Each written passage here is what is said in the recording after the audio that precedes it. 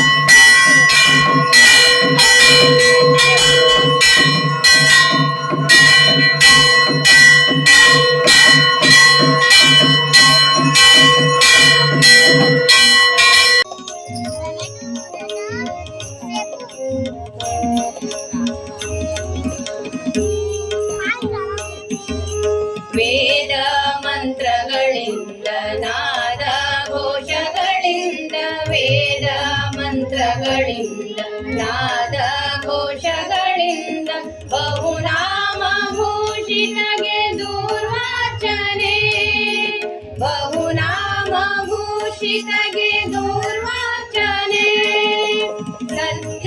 ಸತ್ಯಮೂರ್ತಿಯಿಂದ ನಿತ್ಯ ಆರಾಧಿಪೆವು ಸತ್ಯಮೂರ್ತಿಯಿಂದ ನಿತ್ಯ ಆರಾಧಿಪೆವು ಹರುಷದಲ್ಲಿ ಹರಸೆಮ್ಮ ಗಣನಾಥನೇ ಹರುಷದಲ್ಲಿ ಹರಸೆಮ್ಮ ಗಣನಾಥನೇ ಆದಿ ಪೂಜಿತನಾದ ಶ್ರೀಹರನ ಸುತಗೆ ಕೈಯುವರು ಭಕ್ತ ಜನ ಪ್ರಥಮದಲ್ಲಿ ಪೂಜೆ ತಾರೆ ನೀಲಕುಮಿ ಸುಂದರ ಮುಖವ ತಾರೆ ನೀಲಕುಮಿ ಸುಂದರ ಮುಖವ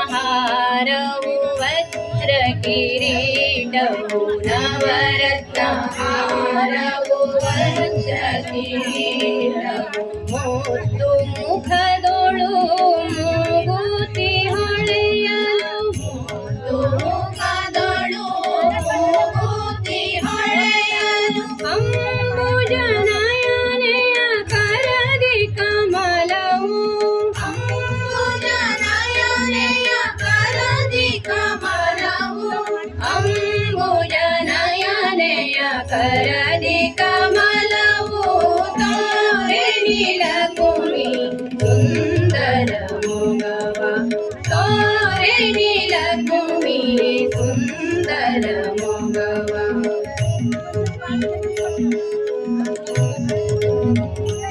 ಮಮತಾ ಗುರುದೇವ ಮಮತಾ ಪಮಪ ಗುರುದೇವ ಮಮ ಪಾಪಮಪ ಗುರುದೇವ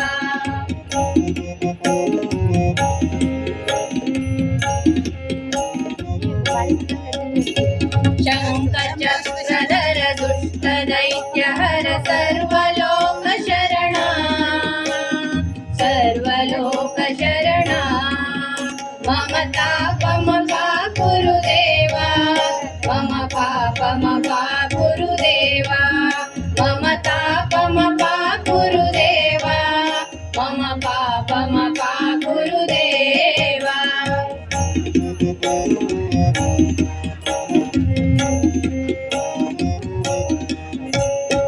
ಅಗಣಿತ ಗುಣಗಣ ಅಶರಣ ಶರಣದ ವಿದಳಿತ ಸುರರಿ ಪೂಜಾಲ ವಿದಳಿತ ಸುರರಿ ಪೂಜಾಲ ಮಮತಾ ಪಮಪ ಗುರುದೇವ ಮಮ ಪಾಪಮಪ ಗುರುದೇವ ಮಮತಾ ಪಮಪ ಗುರುದೇವ ಮಮ ಪಾಪಮಪ ಗುರುದೇವ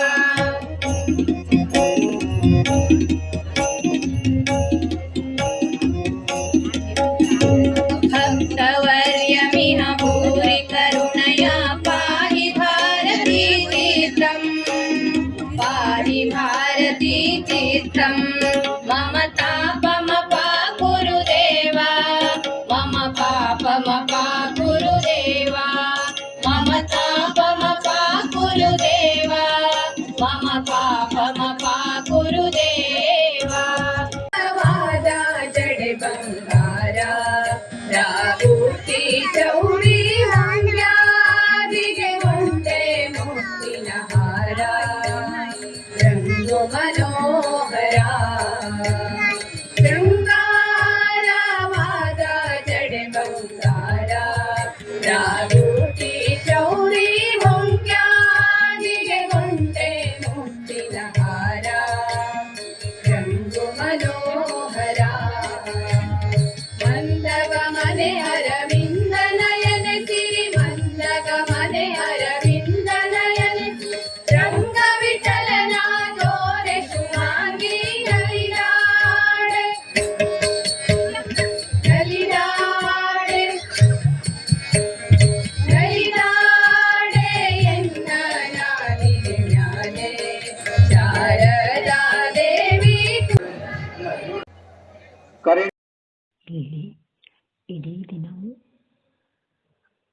ಫಳಾರ ಅಂದರೆ ತಿಂಡಿಯನ್ನು ಕೊಡ್ತಾನೆ ಇರ್ತಾರೆ. ಬೇರೆ ಬೇರೆ ನಮೂನಿದ ಅಷ್ಟೊತ್ತಿಗೆ ಒಂದು 2 ತಾಸು 3 ತಾಸು ಹೀಗೆ ಚೇಂಜ್ ಮಾಡಿಕೊಡ್ತಾ ಇರ್ತಾರೆ. ಇವತ್ತು ಯಾವುದೇ ಊಟ ಇರೋದಿಲ್ಲ, ಆದರೆ ಹೊಟ್ಟೆ ತುಂಬ ಬೇಕಾದಷ್ಟನ್ನು ಕೊಡ್ತಾರೆ. ಎಲ್ಲರೂ ಅಲ್ಲಿ ತಿಂಡಿಯನ್ನು ತಿಂದ್ಕೊಂಡು ಹೋಗ್ತಾರೆ. ಅಂದರೆ ಉಪವಾಸದ ಲೆಕ್ಕಕ್ಕೆ ಆ ಟೈಪ್ ತಿಂಡಿಯನ್ನು ಕೊಡ್ತಾರೆ. ಅದನ್ನ ತಿಂದ್ಕೊಂಡು ನಾವು ಕತ್ಲೆ ಆಗೋದ್ರೊಳಗೆ ಹೊರಟಿದ್ದೀವಿ ಅಲ್ಲಿಂದ. ಇನ್ನೇನು ಕತ್ಲೆ ಆಗ್ತಾ ಇದೆ ಅನ್ನೋ ಹೊತ್ತಿಗೆ ಹೊರಟು ಬಂದಿದ್ದೀವಿ. ಹಾಗಾಗಿ ಲೈಟ್ ಎಲ್ಲ ಹಾಕಿದ್ರು, ಚೆನ್ನಾಗಿ ಕಾಣ್ತಿತ್ತು. ಅವಾಗ ಇನ್ನು 11-12 ಗಂಟೆವರೆಗೆ ಭಜನೆ ಇರ್ತದೆ. ಆಮೇಲೆ ಅಷ್ಟರ ನಂತರ ಮಾರನೇ ದಿನ ಬೆಳಗ್ಗಿನವರೆಗೆ ತಾಳಮದ್ದಲೆ ಕಾರ್ಯಕ್ರಮ ಇರ್ತದೆ. ಅಷ್ಟರ ಮೇಲೆ ಭಜನೆಗಳಿರೋದಿಲ್ಲ, ಆದರೆ ಪೂಜಾ ವಿಧಿವಿಧಾನಗಳೆಲ್ಲ ಯಾವಾಗನ ಹಾಗೆ ನಡೀತಾ ಇರ್ತವೆ. ಅಂದರೆ ಬೆಳಗ್ಗೆ ಎಲ್ಲ ನಡೆದ ಹಾಗೆ ಪೂರ್ಣ ನಡೀತಾ ಇರ್ತದೆ. ಧನ್ಯವಾದಗಳು ವೀಕ್ಷಕರೇ. ನೀವು ಎಲ್ಲ ನೋಡ್ರಿ, ಯಾರು ಬರಲಿಲ್ಲ ಅವರೆಲ್ಲ ನೋಡ್ರಿ, ಖುಷಿ ಪಡ್ರಿ ಅಂತ ಈಶ್ವರನ ಕೃಪೆಗೆ ಪಾತ್ರರಾಗ್ರಿ ಅಂತ ಹೇಳ್ತಾ ನಿಮಗೆಲ್ಲ ಧನ್ಯವಾದ.